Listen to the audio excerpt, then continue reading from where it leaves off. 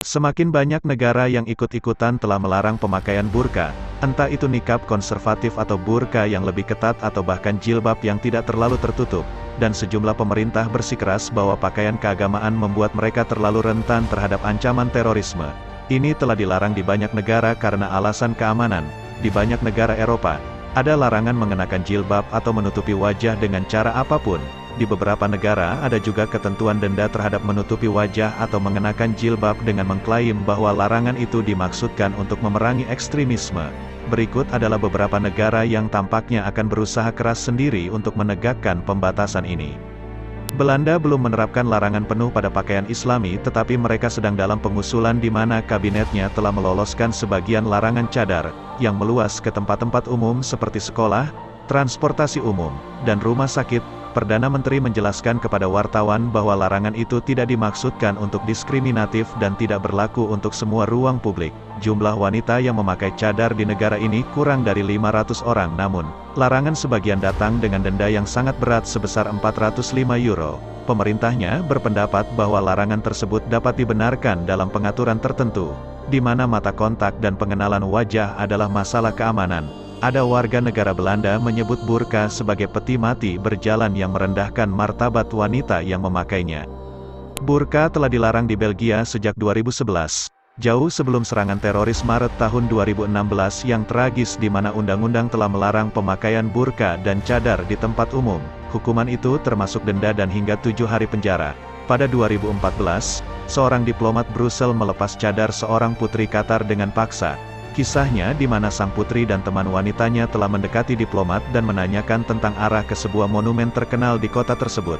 Secara mendadak diplomat telah melepas cadar wanita itu dan menyatakan dia menolak untuk berbicara dengan siapapun dengan wajah tersembunyi dan dia hampir tidak bisa mendengarnya di bawah penutup. Untuk menambahkan penghinaannya, maka pejabat masih mendenda sang putri karena melanggar undang-undang larangan burka.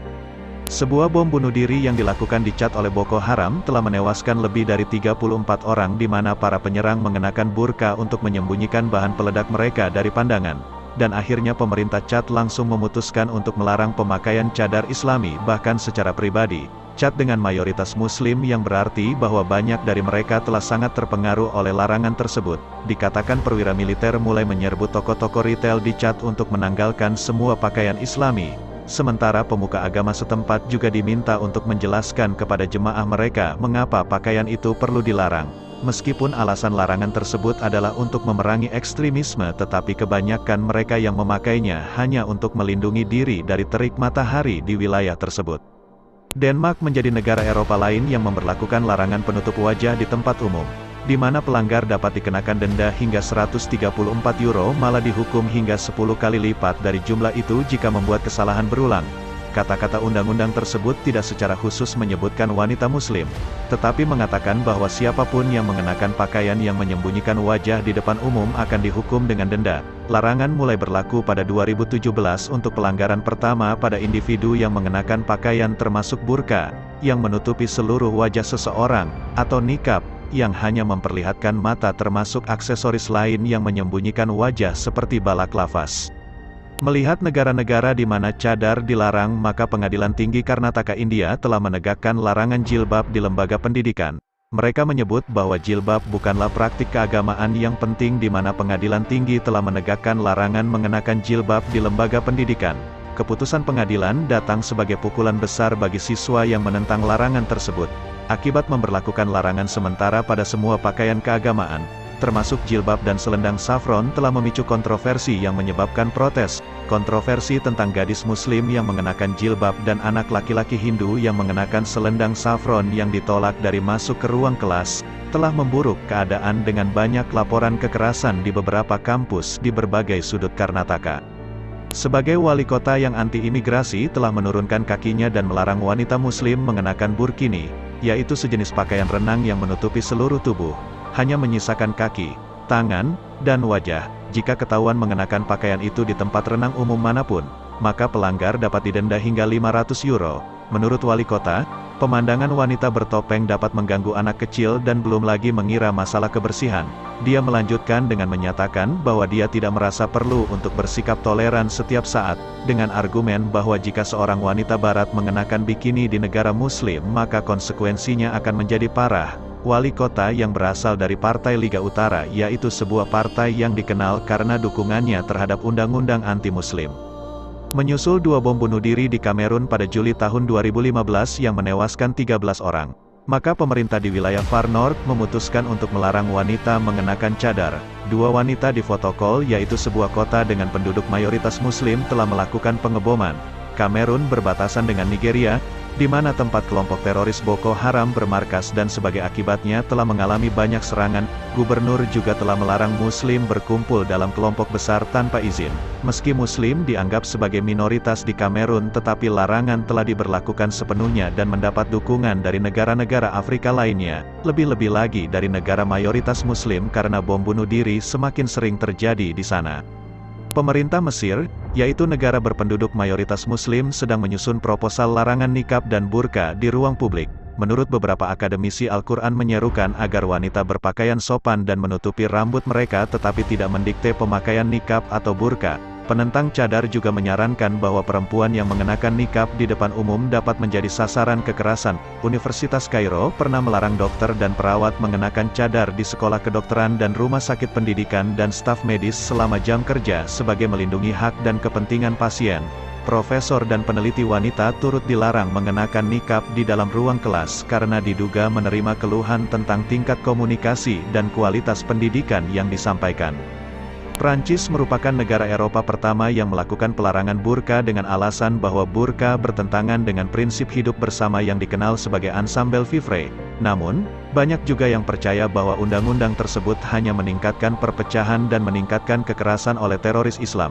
Meski memiliki muslim terbesar di seluruh Eropa Barat, tetapi burka bukanlah pemandangan umum di Prancis, di mana dengan kurang dari 2.000 wanita Islam yang benar-benar mengenakan pakaian lengkap. Polisi Prancis pernah melakukan lebih dari 1.600 pemberhentian, dan memberikan lebih dari 1.500 denda kepada hampir 1.000 wanita karena melanggar larangan, dan pernah seorang wanita telah didenda lebih dari 30 kali.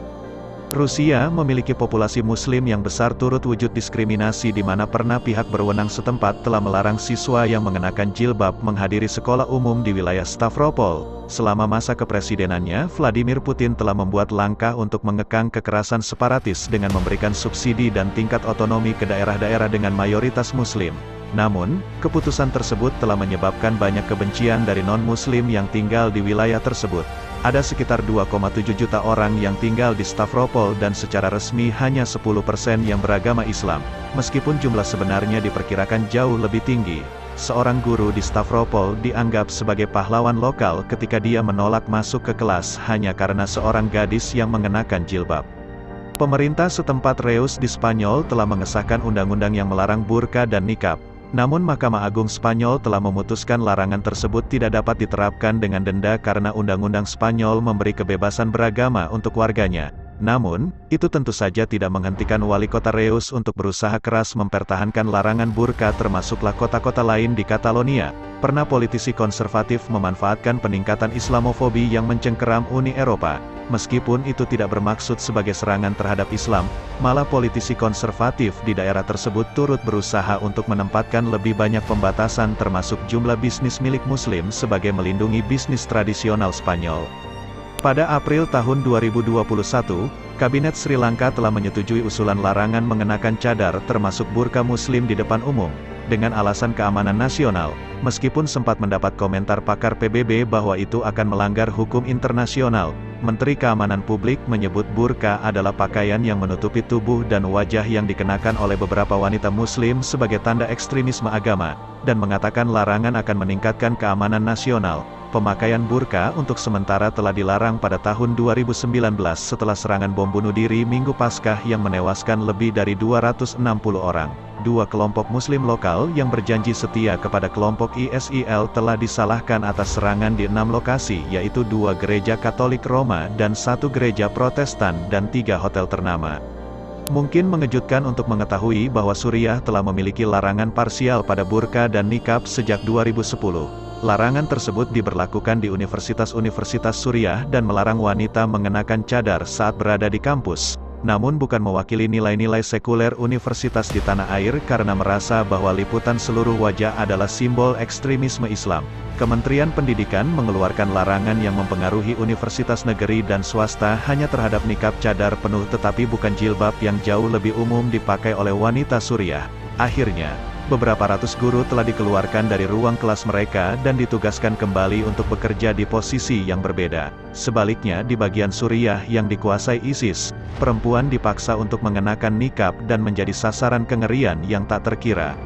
Swiss bergabung dengan daftar negara-negara Eropa yang melarang nikab pada tahun 2021. Di mana pada bulan Maret lebih dari 51% pemilih Swiss memberikan suara mereka mendukung inisiatif untuk melarang orang menutupi wajah mereka sepenuhnya di jalan, di toko-toko dan restoran. Menurut undang-undang, cadar masih boleh dipakai di dalam tempat salat dan untuk kebiasaan asli seperti karnaval. Larangan itu muncul setelah wilayah Ticino yang berbahasa Italia memberikan suara mendukung larangan cadar di tempat umum oleh kelompok manapun sejak 2013. Diskusi tentang pelarangan cadar di Swiss telah muncul pada ketika Menteri Kehakiman mengatakan larangan cadar harus dipertimbangkan jika lebih banyak wanita muslim mulai memakainya dan cadar membuatnya merasa tidak nyaman. Mustafa Kemal Atatürk telah memperkenalkan sekularisasi Turki dalam konstitusinya di mana beliau tidak pernah melarang jilbab, tetapi dia secara aktif melarang penggunaannya di tempat-tempat umum dalam upayanya mahu melihat hampir hilangnya jilbab dan burka di Turki. Pada 2013, Turki telah mencabut larangan berjilbab selama puluhan tahun di layanan sipil, dan kemudian Perdana Menteri Recep Tayyip Erdogan memuji langkah itu sebagai langkah menuju normalisasi. Pemerintah Turki telah melonggarkan pembatasan yang terjadi selama beberapa dekade tentang pemakaian jilbab di lembaga-lembaga negara, tetapi para kritikus telah menuduh bahwa Erdogan coba memaksakan nilai-nilai Islam pada mayoritas Muslim sedang negara tersebut dikenal sebagai negeri sekuler yang kukuh.